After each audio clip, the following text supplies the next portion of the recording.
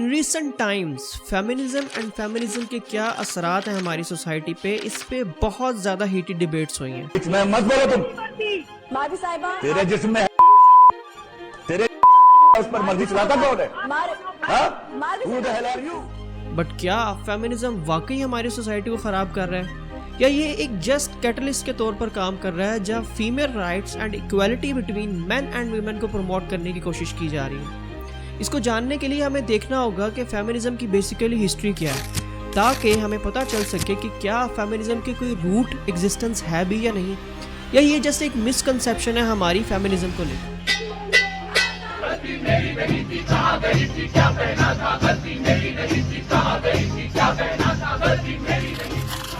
So guys, feminism is basically the belief of gender equality in social, economical and political terms.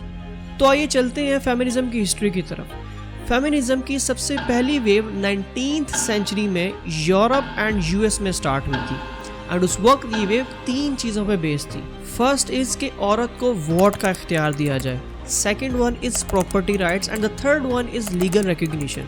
ये wave काफ़ी successful रही, इससे अंदाज़ा आप सेकेंड वेव से लगा सकते हैं जो कि 1960 में स्टार्ट हुई, और उस वेव में वुमेन सफरेज से आगे के इश्यूज़ को डिस्कस किया गया, जिसमें रिप्रोडक्टिव राइट्स, दोनों जेंडर की वर्क प्लेस पे इक्वालिटी के लिए काफ़ी डिबेट्स हुई, and the achievement of this wave were legalisation of abortion and anti discrimination laws. The third wave started in 1990s to early 2000s and उसका main M first M और second wave से बढ़कर कुछ था। उसमें उन लोगों ने एड्रेस किया रेस, क्लास, सेक्सुअलिटी और जेंडर आइडेंटिटी को। Fourth wave is the current wave जो अभी चल रही है और जो मिड 2000s में स्टार्ट हुई, एंड इस वेव में सोशल मीडिया का बहुत बड़ा हाथ है, जिसने नो डाउट बहुत से इश्यूज़ को हाईलाइट किया, जैसे सेक्सुअल हरासमेंट, जिस पे एक पूरी मूवमेंट भी चली है with the hashtag on social media me too. इसी तरह दूसरे इश्यूज़ जैसे कि reproductive rights, LGBTQ+ and even transgender के राइट्स के लिए भी बहुत आवाज़ उठाई गई।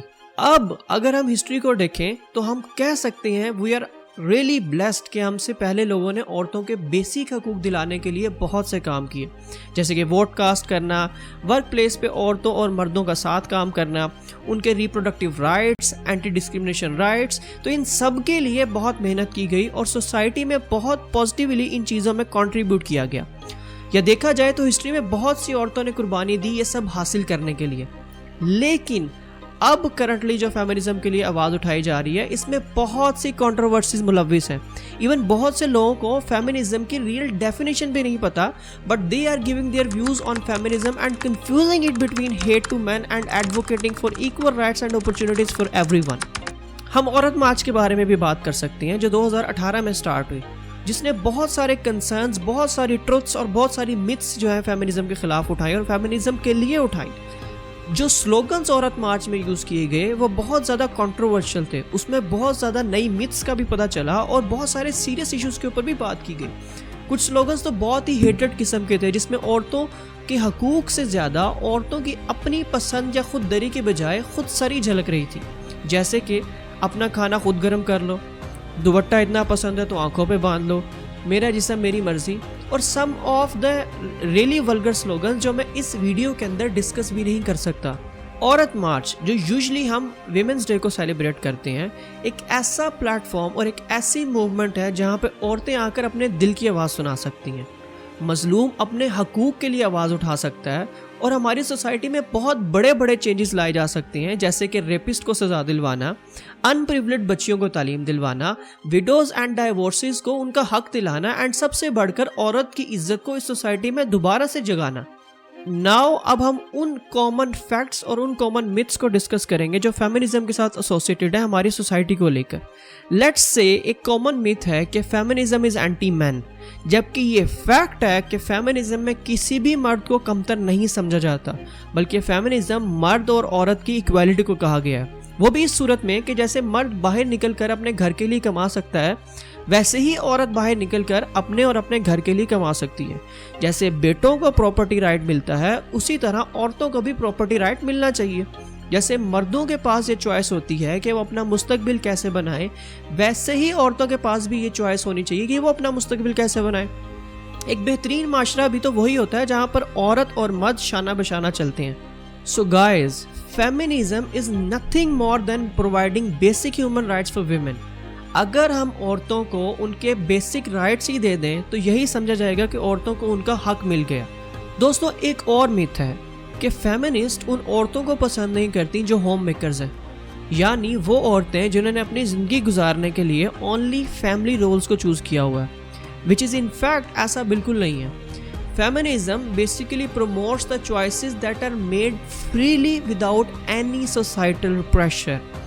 अगर कोई औरत होम मेकर है और वो अपने घर, बच्चों और अपने शोहर को संभाल रही है तो इट डज नॉट मीन कि वो बाहर जाने वाली औरतों से कमतर है। हाउएवर, फेमिनिज्म उनके लिए ज़रूर आवाज़ उठाता है जिन औरतों को तालीम का हक ना दिया जाए, जिनको अपना जायज़ कैरियर परसू ना करने दिया जाए।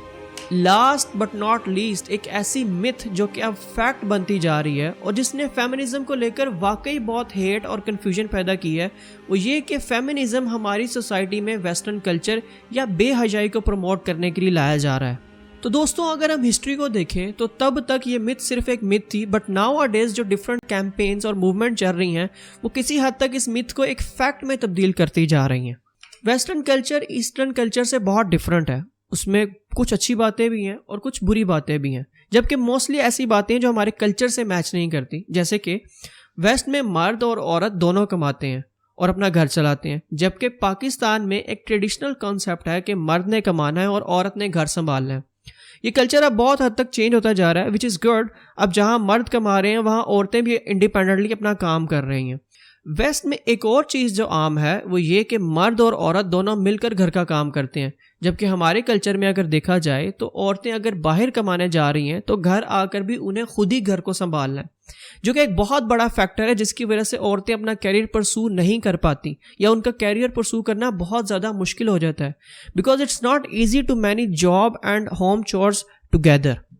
लेकिन अब देखने में यही है कि जो न्यू जनरेशन आ रही है वो इस चीज़ को बहुत अच्छे से रियलाइज़ करती है और मेन एंड वुमेन दोनों एक दूसरे को घर में बहुत अच्छा सपोर्ट करते हैं।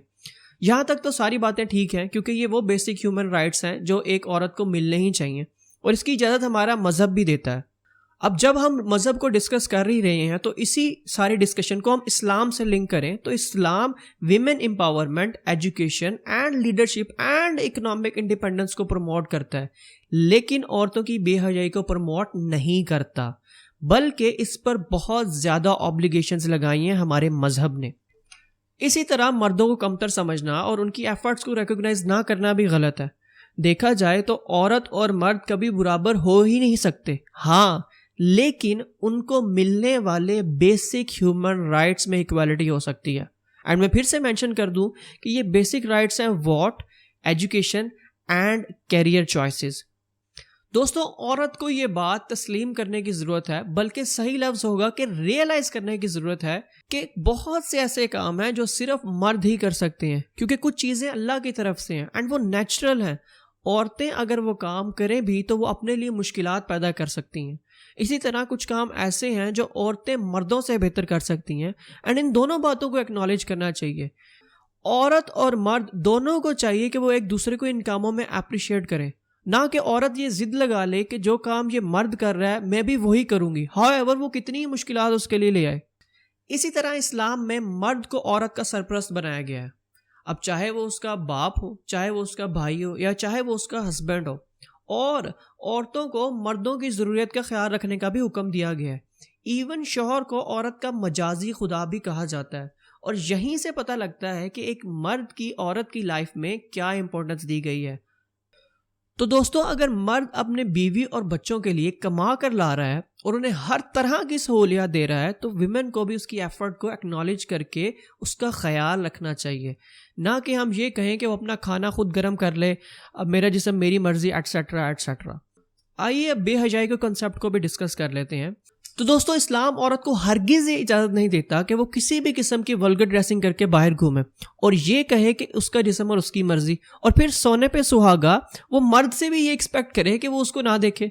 हमारे मज़हब ने जहाँ मर्द को नजरें नीची रखने का कहा है, वहीं औरत को भी अपना जिस्म ढांप कर बाहर निकलने का हुक्म दिया गया है। दोस्तों इस्लाम वो वाहिद मज़हब है जिसने औरतों को सबसे ज़्यादा हकूक़ दिए। अब अगर उसकी एजुकेशन की बात कर लें, लीगल राइट्स की बात कर लें, कैरियर चॉइसेस की बात कर लें, पॉलिटिकल या सोशल पार्टिसिपेशन की बात कर लें, इस्लाम वो वाहिद मज़हब है जिसने औरत को सबसे ज़्यादा हकूक़ दिए। अगर हम इसी के अकॉर्डिंगली फेमिनिज्म को प्रमोट करें तो हम वाकई में उन औरतों के लिए बहुत कुछ कर सकते हैं जो अपने बेसिक ह्यूमन राइट्स से महरूम हैं। बजाय इसके कि हम फेमिनिज्म के नाम पर कंट्रोवर्सीज पैदा करें और फेमिनिज्म के नाम पर कंफ्यूजन्स पैदा करें, हमें चाहिए कि फेमिनिज्म के रियल मीनिंग्स जो कि इस्लाम के साथ बिल्कुल अलाइन करते हैं उनको फैलाएं और उनको प्रमोट करें। तो दोस्तों मिलते हैं नेक्स्ट वीडियो में। अपने कमेंट से ज़रूर आगाह करिएगा। कुछ नए आइडियाज़ देना चाहते हैं जिन पे मैं वीडियोस बनाऊं तो वो नीचे ज़रूर मेंशन करिएगा। मैं सबको लाजमी रिप्लाई करूंगा। मिलते हैं नेक्स्ट वीडियो में, तब तक के लिए अल्लाह हाफ़िज़।